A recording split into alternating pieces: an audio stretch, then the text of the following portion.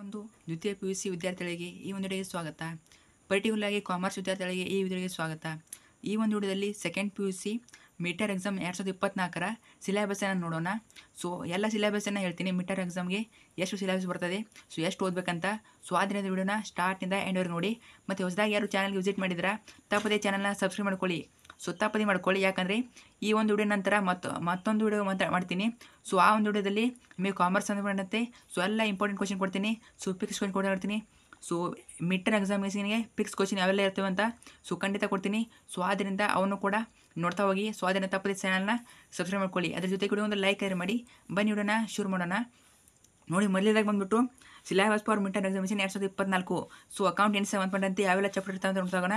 So ಫಸ್ಟಿಗೆ ಬಂದುಬಿಟ್ಟು chapters 1 accounting for partnership ಇರ್ತದೆ. ಸೊ ಆಮೇಲೆ ಅಡ್ಮಿಷನ್ ಆಫ್ ಎ ಪಾರ್ಟ್ನರ್ ಇರ್ತದೆ. So second chapter. ಇನ್ನು ಫೋರ್ತ್ ಚಾಪ್ಟರ್ ಇರ್ತದೆ retirement of a partner according to AS 26 ಪ್ರಕಾರ ಇರ್ತದೆ. ಸೊ ಕಾಲೇಜಲ್ಲಿ ಹೇಳಿರ್ತಾರೆ ಅಂತ ಹೇಳ್ತೀನಿ. ಮತ್ತು second chapter death of a partner, admission ಮತ್ತು ಡೆತ್ ಆಫ್ ಪಾರ್ಟ್ನರ್ ಎರಡೂ ಇರ್ತವೆ. ಮತ್ತು third chapter dissolution of A partnership firm. So ಇದನ್ನು ನೋಡ್ಕೊಳ್ಳಿ. ಇದಕ್ಕಿಂತ ಹೆಚ್ಚು ಸಿಲೆಬಸ್ ಕೂಡ ಬರ್ಬೋದು. ಡಿಪೆಂಡ್ ಆಗುವ ಡಿಸ್ಟಿಕ್. ಸೊ ನಿಮ್ಮ ಡಿಸ್ಟ್ರಿಕ್ಟ್ ಮೇಲೆ ಡಿಪೆಂಡ್ ಆಗಿರ್ತದೆ. ಯಾವುದಕ್ಕೂ ನಿಮ್ಮ ಕಾಲೇಜಲ್ಲಿ ಒಂದು ಸಲ ಕೇಳ್ಕೊಳ್ಳಿ. ಮತ್ತಿನ್ನು ಬಿಸ್ನೆಸ್ ಸ್ಟಡಿ ಸಂಬಂಧಪಟ್ಟಂತೆ ಸೊ ನೋಡಿ, ಇಲ್ಲಿ ಚಾಪ್ಟರ್ 1 ಇಂದ 7 ಇರ್ತದೆ. ಸೊ ಕನ್ನಡ ಮೀಡಿಯಮ್ ಯಾರಾದರೂ ಇದ್ದರೆ ಅವರು ಕನ್ನಡದಲ್ಲಿ ನೋಡ್ಕೊಳ್ಳಿ. ಸೊ ಮೊದಲಾಗಿ ಬಂದುಬಿಟ್ಟು natural and significance of management, second principles of management.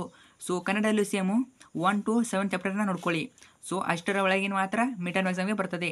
ಇನ್ನು ನೆಕ್ಸ್ಟು ಎಕನಾಮಿಕ್ಸ್ ಸಂಬಂಧಪಟ್ಟಂತೆ ಸೊ ಎಕನಾಮಿಕ್ಸು ಇಲ್ಲಿ ಇಂಟ್ರೊಡಕ್ಷನ್ ನೋಡ್ಕೊಳ್ಳಿ. ಸೊ ಸೂಕ್ಷ್ಮ ಮತ್ತು ಸಮಗ್ರ ಅರ್ಥಶಾಸ್ತ್ರ, ಕನ್ನಡದಲ್ಲಿ ಹೇಳಬೇಕಂದ್ರೆ ಸೂಕ್ಷ್ಮ ಮತ್ತು ಸಮಗ್ರ ಅರ್ಥಶಾಸ್ತ್ರ. ಸೊ ಸೂಕ್ಷ್ಮ ಅರ್ಥಶಾಸ್ತ್ರದಲ್ಲಿ ಇಂಟ್ರೊಡಕ್ಷನ್ ನೋಡ್ಕೊಳ್ಳಿ. ಇನ್ನು second chapter theory of a consumer behaviour. ಇನ್ನು third chapter production and costs. So ಕನ್ನಡದಲ್ಲಿ ಸೇಮ್ ಬರ್ತವೆ 1 2 3 4 ಎಲ್ಲ. ಇನ್ನು fourth the theory of the firm under perfect competition. ಇನ್ನು ಫಿಫ್ತು ಮಾರ್ಕೆಟ್ ಇಕ್ವಿಬ್ರಿಯಮ್ಮು. ಇನ್ನು ಮೇನ್ ಇಂಪಾರ್ಟೆಂಟ್ ನೋಡಿ, ಇಲ್ಲಿ ಮ್ಯಾಕ್ರೋ ಎಕನಾಮಿ. ಸೊ 5 ಚಾಪ್ಟರು ಒಂದೇ ಸೂಕ್ಷ್ಮ ಅರ್ಥಶಾಸ್ತ್ರದಲ್ಲಿ ಮುಗಿದ್ರೆ ಇನ್ನು ಸಮಗ್ರ ಅರ್ಥಶಾಸ್ತ್ರದಲ್ಲಿ ಇಂಟ್ರೊಡಕ್ಷನ್ ನೋಡ್ಕೋಬೇಕು.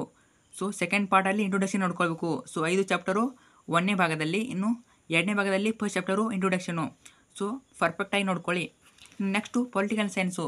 ಪೊಲಿಟಿಕಲ್ ಯಾರಿಗೆಲ್ಲ ಇದೆ ಸೊ ಅವರೆಲ್ಲ ನೋಡ್ಕೊಳ್ಳಿ.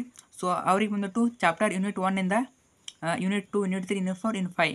ಸೊ 5 ಯೂನಿಟ್ ಬಂದುಬಿಟ್ಟು ನಿಮಗೆ ಮಿಡ್ ಟರ್ಮ್ ಎಕ್ಸಾಮಿನೇಷನ್ ಇರ್ತವೆ. ಸೊ ಅವೆಲ್ಲ ಇಲ್ಲಿ ಬರೆದಿದ್ದೀನಿ, ಸ್ವಲ್ಪ ನೀವು ಓದ್ಕೊಳ್ಳಿ. ಇದ್ರ ಬಗ್ಗೆ ಏನಾದ್ರು ಡೌಟ್ ಇದ್ದ ಬಗ್ಗೆ ಮಾಡಿ. ಮತ್ತು ನಿಮಗೆ ಯಾವೆಲ್ಲ ಸಿಲೆಬಸ್ ಬೇಕು ಅಂದರೆ ಕನ್ನಡ ಇಂಗ್ಲೀಷು ಇನ್ನೂ ಆದರೆ ಗೊತ್ತಾಗಿಲ್ಲ.